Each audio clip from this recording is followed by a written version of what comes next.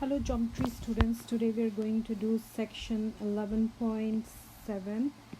That's from Big Idea Student Journal. It's surface area and volumes of cone. This is on page number 344 to 347. So today basically we are going to learn about definition of cone, volume of cone, and the surface area of cone. All right, so let's start it.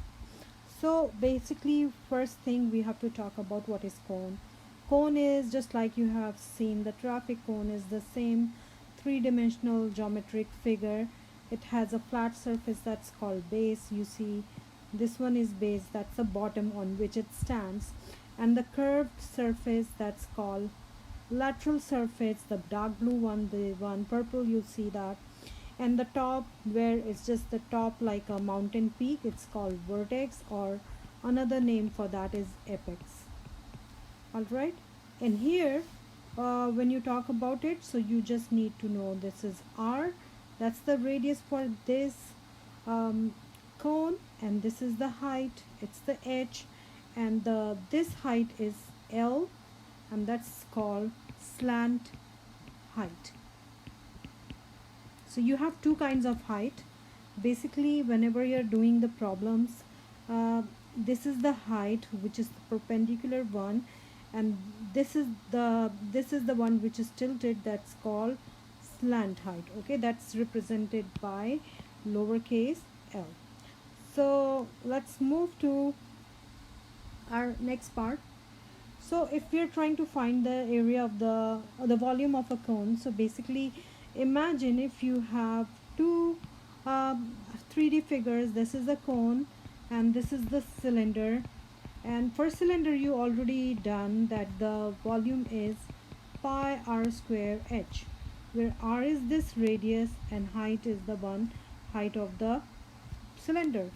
So if you have the cone of the same r and same height, and you have to find the volume of this cone, how do you find it?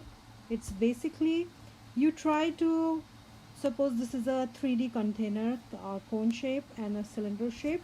So you will be trying to fill the cylinder with the help of a cone. So here you have to, when you fill your first cone, or let me write it here, so you see it is filling up to here, that's 1/3. Again you take the second time, it fills up to 2/3, and then again you take the third time, now it fills completely, it's the whole one, so 3/3, or you can say that's 1.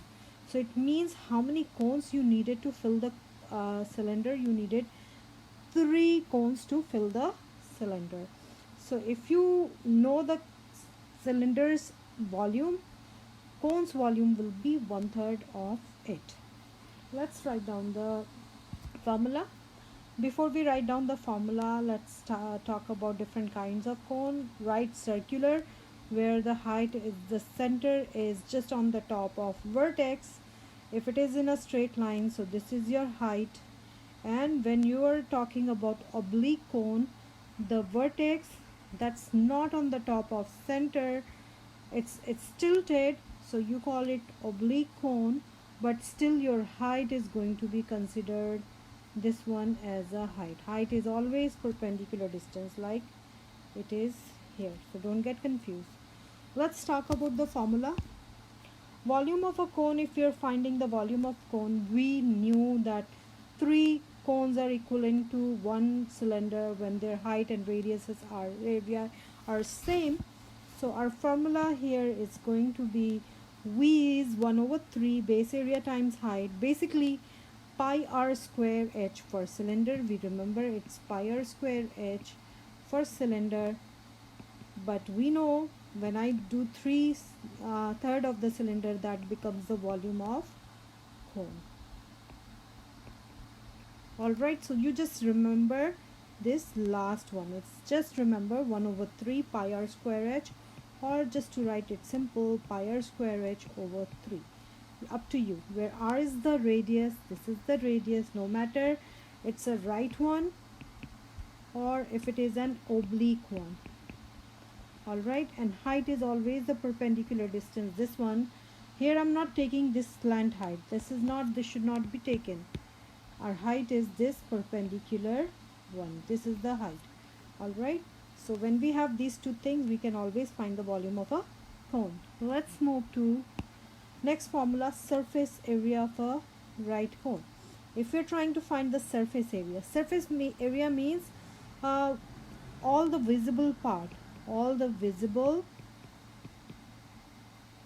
area from outside,